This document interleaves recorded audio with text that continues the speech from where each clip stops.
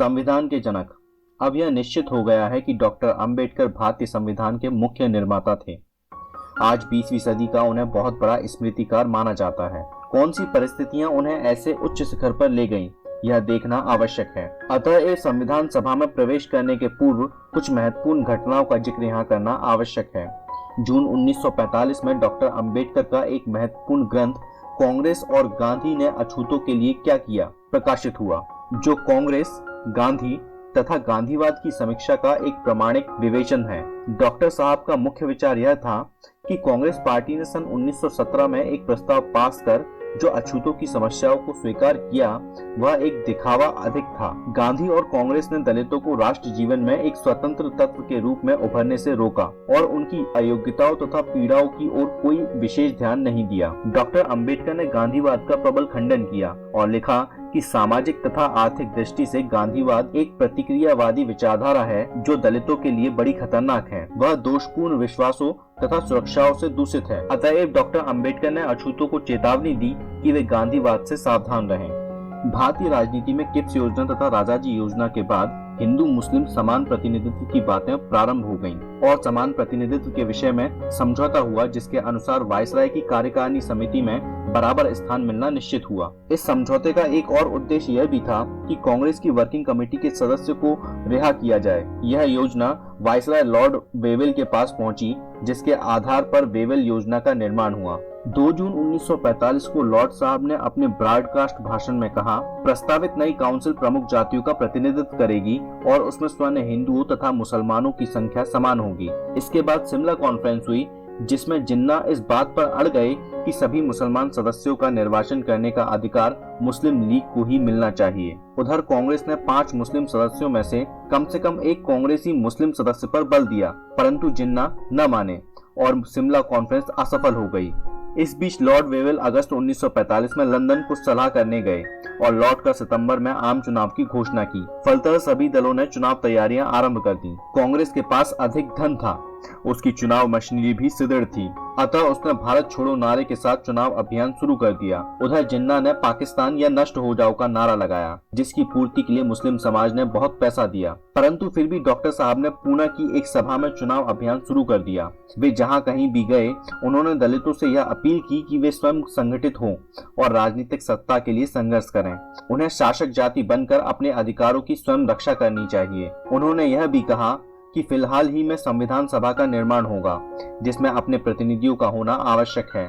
अपने चुनाव भाषणों में डॉक्टर साहब ने कांग्रेस तथा गांधी जी की कड़ी आलोचना की, क्योंकि वे अछूतों के हितों की सुरक्षा की ओर उपेक्षा भाव रखते हैं, जबकि मुस्लिम मांगों की ओर बड़े उदार हैं। इस पर सरदार पटेल ने कहा कि कांग्रेस मंत्रिमंडलों का प्रथम कार्य यह होगा कि छुआछूत का कानूनन खात्मा किया जाए। पटेल ने आगे कहा कि अपने समाज के लिए डॉक्टर अंबेडकर की आकांक्षाएं तो न्यायोचित हैं, पर उनके तरीके गलत हैं। वैसे अछूतों को पूना पैक्ट में काफी लाभ हुआ है, फिर भी डॉक्टर अंबेडकर गांधी और कांग्रेस की तीखी आलोचना में व्यस्त हैं। अंत में कांग्रेस की लोकप्रियता के सामने डॉक्टर साहब की फेडरेशन की पराजय हुई, जो दलित जाति के लिए एक राजनीतिक आघात था। चुनाव के पश्चात ब्रिटिश प्रधानमंत्री एटली ने 16 मार्च 1946 को घोषणा की कि हम अल्पसंख्यक दलों को बहुसंख्यकों की प्रगति में बाधक नहीं बनने देंगे। यह देखते ही डॉक्टर अंबेडकर बहुत सचेत तथा सतर्क हो गए और काफी जगहों का दौरा करके अछूतों को भी सावधान किया। उधर 24 मार्च 1946 को कैबिनेट मिशन भारत आया, जिसने भारत के प्रमुख नेताओं से मुलाकात की। अल्पसंख्यकों के 2 प्रमुख नेताओं से भी 5 अप्रैल 1946 को मिशन ने मुलाकात की। ये 2 नेता डॉक्टर अंबेडकर और मास्टर तारा सिंह थे। डॉक्टर अंबेडकर ने दलितों के लिए पृथक चुनाव, पृथक आवास और नए संविधान में उनके हितों की सुरक्षा की मांग प्रस्तुत की। चूंकि डॉक्टर अंबेडकर की स्थिति चुनाव में हार के कारण कुछ डावाडोल हो गई थी, इसलिए उनकी मांगों की ओर पूर्ण ध्यान नहीं दिया गया। 16 मार्च 1946 को कैबिनेट मिशन ने संविधान सभा तथा अंतकालीन सरकार की रूपरेखा संबंधी योजना की घोषणा की, जिसमें दलित जाति फेडरेशन की मांगों की उपेक्षा की गई। फलतः फेडरेशन के कार्यकर्ताओं ने संगठित होकर आंदोलन प्रारंभ कर दिया। परिणाम यह हुआ कि स्वर्ण हिंदुओं तथा अछूतों में मनमुटाव पैदा हो गया। दोनों के बीच कटुता तथा उग्रता आ गई। स्वर्ण हिंदू इतने उत्तेजित हो गए कि उन्होंने डॉक्टर अंबेडकर के भारत भूषण प्रेस को, जिसके संचालक उनके पुत्र यशवंतराव अंबेडकर थे, बंबई में जला दिया। इसी बीच डॉक्टर अंबेडकर को दिल्ली जाना पड़ा, क्योंकि वायसराय को कामचलाऊ सरकार की घोषणा करनी थी। अतएव कार्यकारिणी समिति के सभी सदस्यों ने जून 1946 के तीसरे सप्ताह में सदैव के लिए विदाई ली। यहाँ यह बात उल्लेखित है कि डॉक्टर अंबेडकर एक कुशल एवं सार्थक सदस्य सिद्ध हुए। जब से डॉक्टर साहब सदस्य बने थे, उनकी यह इच्छा थी कि अछूतों की शिक्षा के लिए कोई शैक्षणिक संस्था स्थापित हो, और वह स्वप्न उस दिन पूरा हुआ जब उन्होंने पीपुल्स एजुकेशन सोसाइटी की स्थापना की, जिसने अपना प्रथम कॉलेज 20 जून 1946 को प्रारंभ किया। आज यह संस्था महाराष्ट्र में डॉक्टर अंबेडकर द्वारा स्थापित कई कॉलेजों तथा हॉस्टलों का संचालन कर रही है। इसमें सिद्धार्थ कॉलेज बम्बई, मिलिंद कॉलेज औरंगाबाद प्रमुख हैं। औरंगाबाद में शिक्षण संस्थाओं की स्थापना का मूल श्रेय डॉक्टर अंबेडकर को ही दिया जाता है। कैबिनेट मिशन ने 16 जून 1946 को हिंदू मुस्लिम समान प्रतिनिधित्व के आधार पर अंतकालीन सरकार संबंधी योजना की घोषणा की, जिसमें 14 सदस्य थे, 5 कांग्रेसी स्वर्ण हिंदू, 1 कांग्रेसी हरिजन, 5 मुस्लिम लीग और पारसी, सिख तथा ईसाई। इनका एक एक प्रतिनिधि। लेकिन हिंदू मुस्लिम मतभेद के कारण कांग्रेस लीग ने अंतकालीन सरकार संबंधी योजना को स्वीकार नहीं किया था, परंतु वायसराय ने 29 जून 1946 को 80% गोरों की कामचलाऊ सरकार की घोषणा कर दी। उधर डॉक्टर अंबेडकर 25 जून को दिल्ली से बंबई आ चुके थे। वहां उन्होंने घोषणा की कि दलित समाज के साथ जो अन्याय हुआ है उसके विरुद्ध अछूतों को अहिंसात्मक संघर्ष करना चाहिए। डॉक्टर साहब को अब महसूस हुआ कि पूना पैक्ट एक बहुत बड़ी चाल थी, क्योंकि संयुक्त निर्वाचन से दलितों के असली प्रतिनिधि चुनकर नहीं आ सके और कांग्रेसी पिट्ठू प्रांतों में चुन लिए गए। अतएव डॉक्टर अंबेडकर ने पूना से अपना आंदोलन प्रारंभ कर दिया, ताकि सरकार को पता लगे कि उनका विरोध कैबिनेट मिशन योजना के प्रति है, जिसमें अछूतों के हितों की पूर्णतः उपेक्षा की गई है। 7 जुलाई 1946 को मिशन योजना के प्रति विरोध प्रदर्शन बंबई में किया गया और भारतीय कांग्रेस कमेटी के कार्यालय के समक्ष भी प्रदर्शनकारियों ने नारे लगाए। जब उनसे यह कहा गया कि कल गांधी जी अछूत नेताओं से मिलेंगे, तब उनका जुलूस पास के एक मैदान में सभा में बदल गया, जहां दादा साहब गायकवाड़, बापू साहब, राजा भोज आदि नेताओं ने अपने भाषणों में मिशन योजना, कांग्रेस नीति तथा सरकार द्वारा अछूतों की उपेक्षा की आलोचना की। दलित फेडरेशन के आदेश अनुसार अन्य प्रांतों में भी आंदोलन, प्रदर्शन तथा सत्याग्रह किए गए। केवल बंबई प्रांत में 1150 सत्याग्रही गिरफ्तार हुए, जिनमें 128 महिलाएं थीं। उत्तर प्रदेश तथा मध्य प्रदेश में भी हजारों सत्याग्रही गिरफ्तार हुए। कांग्रेसी हरिजन नेता, जिन्होंने डॉक्टर अंबेडकर के श्रम और संघर्ष का सदैव लाभ उठाया, उनके आंदोलन के खिलाफ बोलने लगे और उन्होंने उनका समर्थन किया जो अछूतों के बुनियादी मांगों की आलोचना करते थे। बाबू जगजीवन राम डॉक्टर अंबेडकर के विरोधियों में प्रमुख थे, जो सदैव कांग्रेसी राजनीति के पिट्ठू बने रहे, जिन्ना नहीं चाहते थे कि हिंदुओं के साथ किसी भी बात पर गठबंधन किया जाए।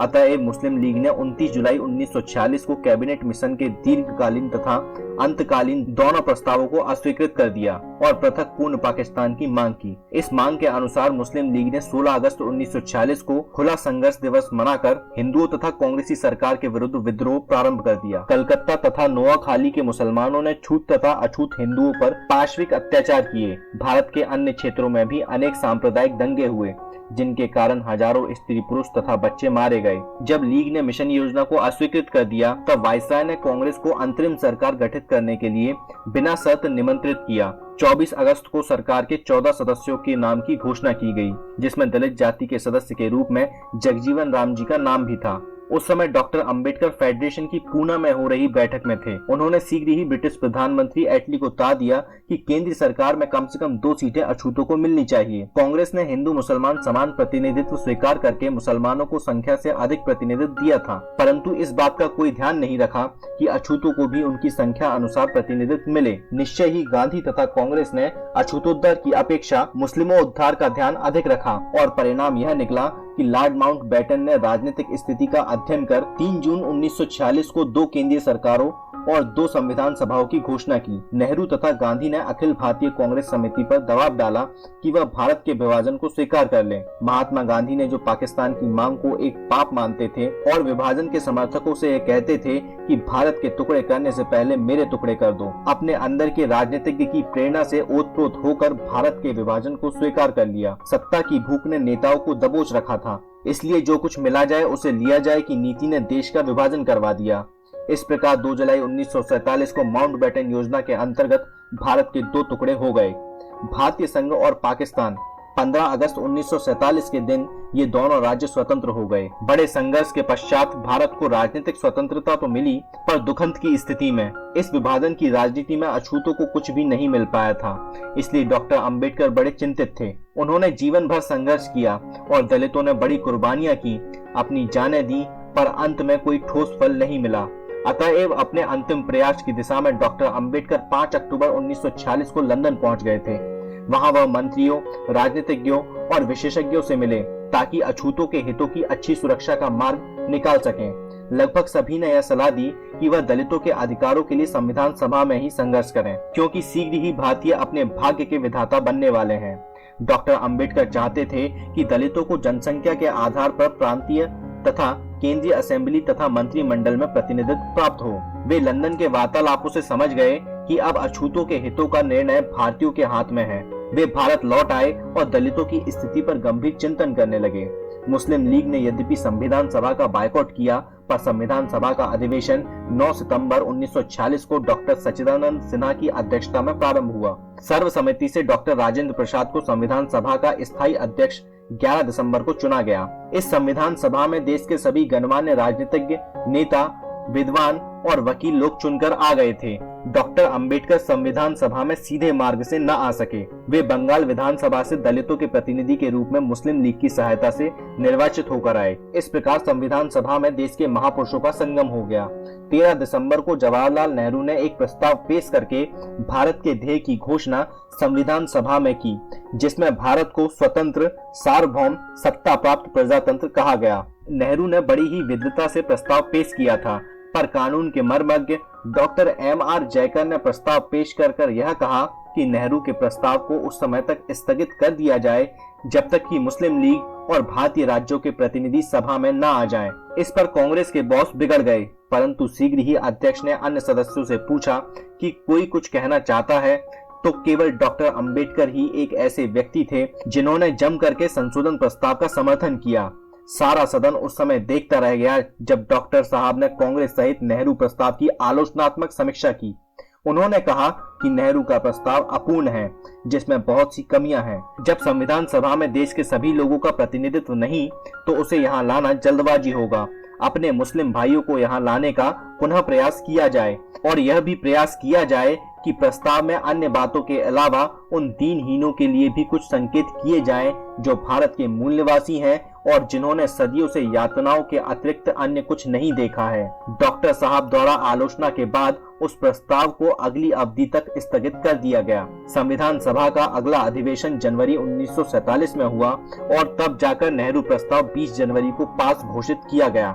डॉक्टर अंबेडकर को यह एहसास कतई नहीं हुआ कि संविधान सभा में उन्होंने महत्वपूर्ण पदों का कार्यभार संभालना पड़ेगा, क्योंकि वह गांधी और कांग्रेस दोनों के कट्टर आलोचक थे और कांग्रेसी सदस्यों का सभा में बहुमत था। अतएव उन्होंने अपने उन विचारों को, जिन्हें दलितों के हितों की सुरक्षा की दृष्टि से अच्छा मानते थे, एक स्मरण पत्र के रूप में स्टेट एंड माइनॉरिटीज में प्रकाशित करवाया, जिसे वे संविधान सभा के अध्यक्ष को प्रस्तुत करना चाहते थे। यह एक प्रकार से भारतीय संघ के लिए एक छोटा सा संविधान ही नहीं था, जिसमें उनके राजनीतिक दर्शन का विश्लेषण है। इसमें कहा गया है कि दलितों के केवल उन क्षेत्रों में जिनमें सीटें सुरक्षित हैं, पृथक चुनाव का अधिकार मिलना चाहिए। अन्य क्षेत्रों में वे संयुक्त चुनाव में शामिल हों। इसके अतिरिक्त नागरिकों के भी अधिकारों का विवेचन है और किसी राजनीतिक व्यवस्था विशेष में सामाजिक तथा आर्थिक ढांचा कैसा हो, यह भी उसमें उल्लेखित है। डॉक्टर साहब ने राज्य समाजवाद की रूपरेखा भी प्रस्तुत की है और यह तर्क दिया है कि समाजवाद को संविधान का अंग बनाया जाए ताकि सामान्य कानून से उसे सरलता से न बदला जा सके।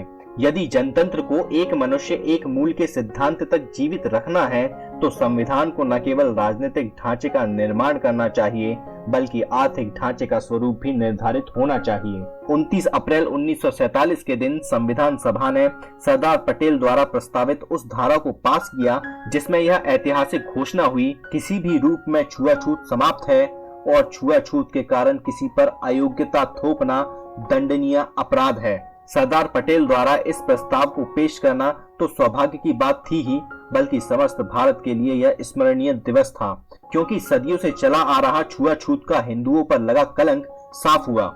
हालांकि व्यवहार में अभी भी बहुत से कट्टर हिंदू छुआछूत के ऊपर नहीं उठ पाए हैं। इस संदर्भ में कांग्रेस एवं गांधी की प्रशंसा तो अखबार वालों ने की, पर डॉक्टर अंबेडकर, महात्मा फूले, स्वामी दयानंद, स्वामी श्रद्धानंद, स्वामी अछूतानंद, वीर सावरकर जैसे सुधारकों का नाम तक नहीं लिया, जिन्होंने इस कलंक के प्रतिरोध में संघर्ष किया था। डॉक्टर अंबेडकर संविधान सभा की झंडा समिति में थे, इसलिए बंबई के कुछ हिंदू महासभा के नेता उनसे मिले और निवेदन किया कि भारत के नए राष्ट्रीय ध्वज में गेरुआ रंग अवश्य होना चाहिए। डॉक्टर अंबेडकर ने पूरा आश्वासन दिया कि वह ऐसा प्रयत्न अवश्य करेंगे। डॉक्टर साहब 10 जुलाई 1947 को दिल्ली आ गए। उधर संविधान सभा में 22 जुलाई को कुछ वाद विवाद के पश्चात अशोक चिन्ह सहित राष्ट्रीय तिरंगा ध्वज स्वीकार कर लिया। कहा जाता है कि डॉक्टर अंबेडकर ने गेरुआ रंग को ही स्वीकार नहीं करवाया, बल्कि अशोक चक्र अपनाए जाने का श्रेय भी उन्हीं को है। उन्होंने ही ये 2 प्रस्ताव पास करवाए। कुछ उधर कांग्रेसी नेताओं तथा वीर सावरकर ने झंडा समिति के अध्यक्ष डॉक्टर राजेंद्र प्रसाद से अपील की कि अशोक चक्र के स्थान पर गांधी का चक्र राष्ट्रीय ध्वज में होना चाहिए, परंतु कुछ न हुआ। चरखा के स्थान पर अशोक चक्र का स्वीकार किए जाने से गांधी को बड़ा दुख हुआ, क्योंकि वे यह घोषित कर चुके थे कि उनका उस ध्वज से कोई नाता नहीं होगा जिसका मूल स्वरूप खादी एवं चरखा से पृथक हो। लेकिन संविधान सभा में डॉक्टर अंबेडकर के ही विचार का अनुमोदन हुआ। 15 जुलाई 1947 को ब्रिटिश संसद ने एक्ट ऑफ इंडियन इंडिपेंडेंस पास किया, जिसके फलस्वरूप संविधान सभा पूर्ण सत्ता प्राप्त संगठन बन गई। मूलतः वह संपूर्ण भारत के लिए थी, परंतु अब वह विभाजित भारत के लिए ही रह गई। बंगाल का भी विभाजन हो गया, इसलिए संविधान सभा के बहुत से सदस्यों को अपनी सीटें खोनी पड़ी। डॉक्टर अंबेडकर भी अपनी सीट खो बैठे। उधर चूंकि डॉक्टर M.R. जयकर ने त्यागपत्र दे दिया था, इसलिए बंबई से उनकी सीट को भरने के लिए बंबई लेजिस्लेटिव कांग्रेस पार्टी ने संविधान सभा के लिए डॉक्टर अंबेडकर को चुना और इस प्रकार वह पुनः निर्वाचित होकर आए। अन्यथा जो दलितों को प्राप्त हुआ है वह कतई नहीं हो पाता। जुलाई के अंत में स्वतंत्र भारत के नए मंत्रिमंडल का गठन होने जा रहा था। नेहरू के नेतृत्व में मंत्रिमंडल बनाया था। उस समय डॉक्टर अंबेडकर दिल्ली में ही थे। उनके नाम की भी अफवाह उड़ रही थी। पंडित नेहरू ने डॉक्टर अंबेडकर को अपने चैम्बर में आमंत्रित करके यह पूछा, क्या आप स्वतंत्र भारत के प्रथम मंत्रिमंडल में कानून मंत्री बनना स्वीकार करेंगे? डॉक्टर अंबेडकर ने प्रस्ताव को स्वीकार किया। नेहरू ने उन्हें आश्वासन दिया था कि बाद में उन्हें नियोजन या विकास विभाग भी दे दिया जाएगा। हालांकि पंडित जी ने ऐसा नहीं किया। नेहरू जी मंत्रिमंडल के सदस्यों की लिस्ट लेकर भंगी कॉलोनी गांधी जी से मिले और उनकी अनुमति प्राप्त की।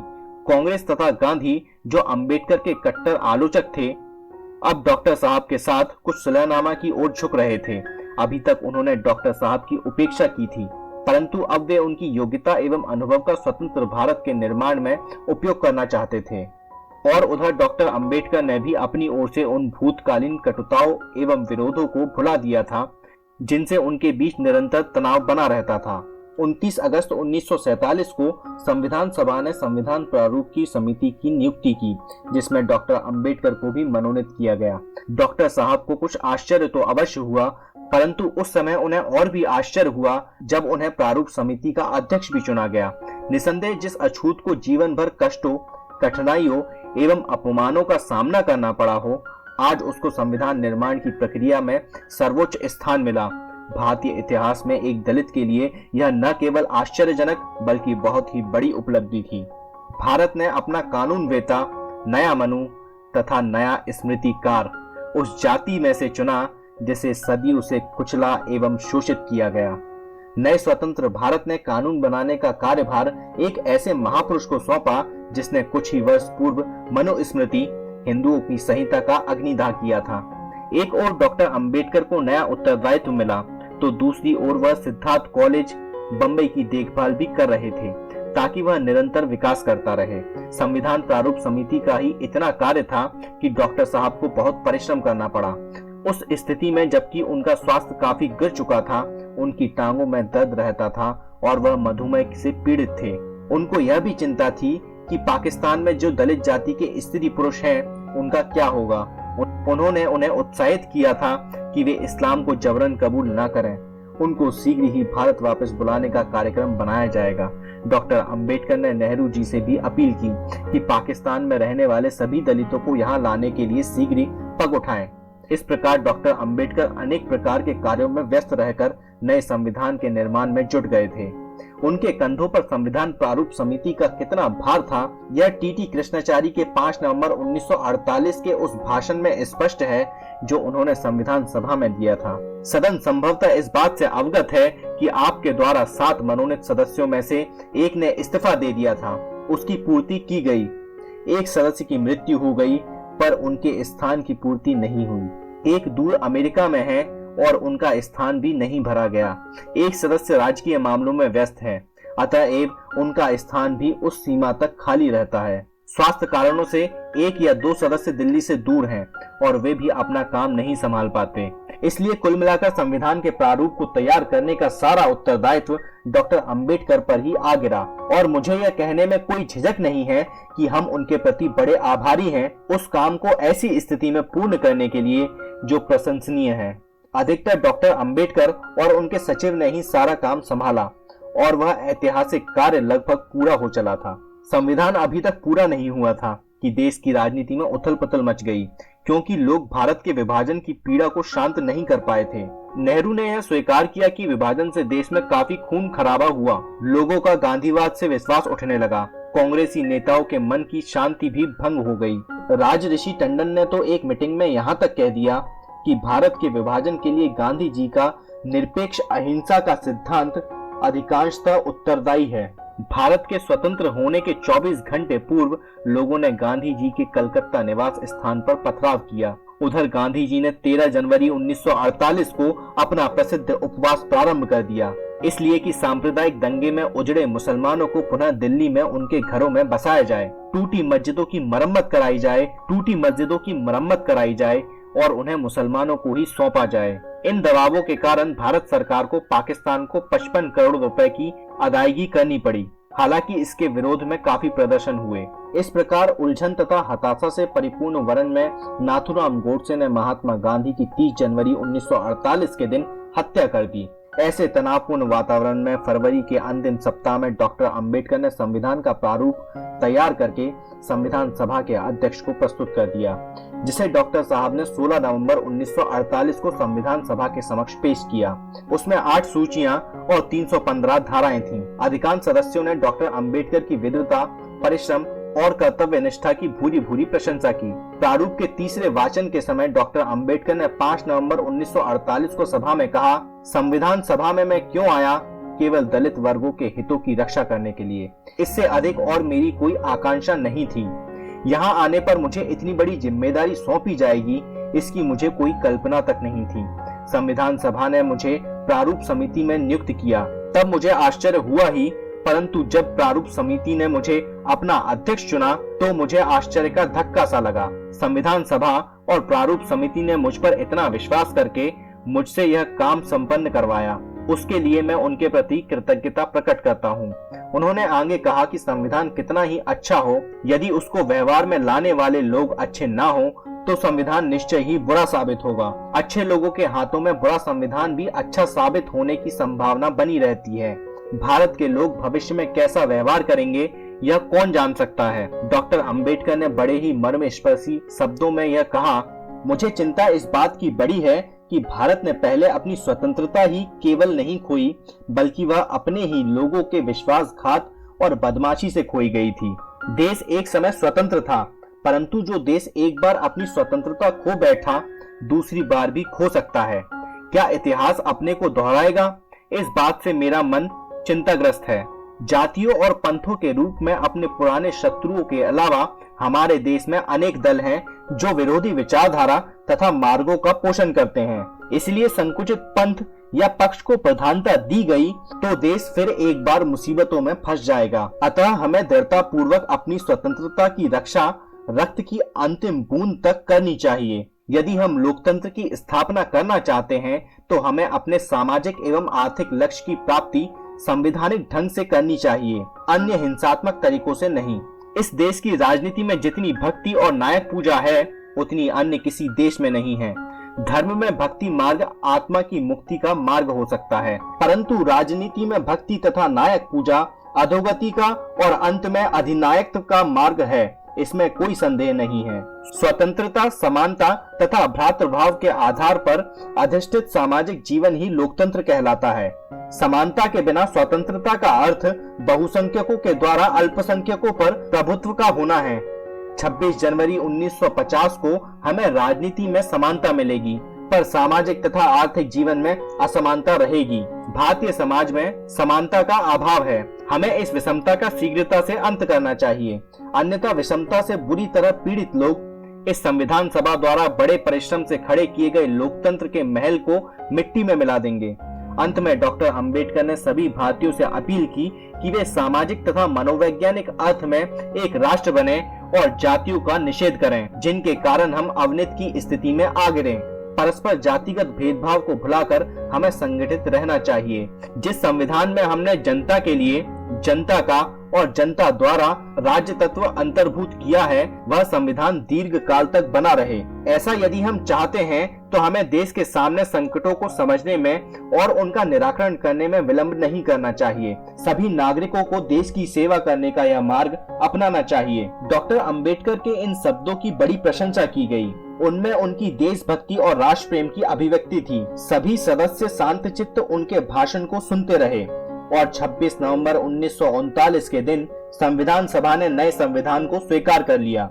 अंत में संविधान सभा के अध्यक्ष डॉक्टर राजेंद्र प्रसाद ने कहा, सभापति के आसन पर बैठकर मैं प्रतिदिन की कार्रवाई को ध्यानपूर्वक देखता रहा और इसलिए प्रारूप समिति के सदस्यों, विशेषकर उसके अध्यक्ष डॉक्टर अंबेडकर ने कितनी निष्ठा और उत्साह से अपना कार्य पूरा किया, इसकी कल्पना औरों की अपेक्षा मुझे अधिक है। डॉक्टर अंबेडकर को प्रारूप समिति में शामिल करने और उसका अध्यक्ष नियुक्त करने से बढ़कर कोई और अच्छा हम दूसरा काम न कर सके।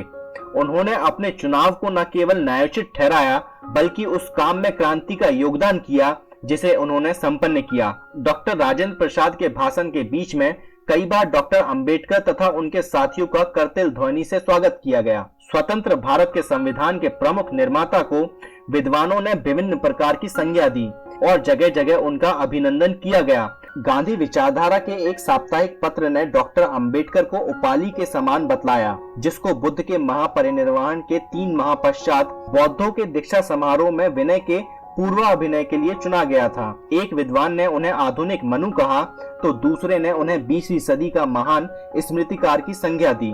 11 जनवरी 1950 को बंबई दलित जाति फेडरेशन ने डॉक्टर अंबेडकर को स्वर्ण पात्र में भारतीय संविधान की प्रति भेंट करके भारी सम्मान किया। इस अवसर पर बोलते हुए डॉक्टर साहब ने कहा कि पिछले 20 सालों से स्वर्ण हिंदुओं तथा कांग्रेसी नेताओं ने मुझे मुस्लिम समर्थक तथा ब्रिटिश समर्थक, हिंदू धर्म विनाशक एवं स्वतंत्रता विरोधी नेता कहकर निंदित किया। अब मुझे आशा है कि जो काम मैंने विधान के निर्माण में किया है, उससे मुझे वे सही रूप में समझ सकने में समर्थ होंगे और उन झूठे आरोपों को तिलांजलि दे देंगे जिन्हें वे मुझ पर लगाते आए हैं। संविधान विशेषज्ञ होने के कारण कोलंबिया विश्वविद्यालय अमेरिका ने 5 जून 1958 को विधान विशेषज्ञ डॉक्टर अंबेडकर को LL.D की डिग्री से विभूषित किया, जो समस्त दलित समाज तथा भारत के लिए गौरव की बात थी।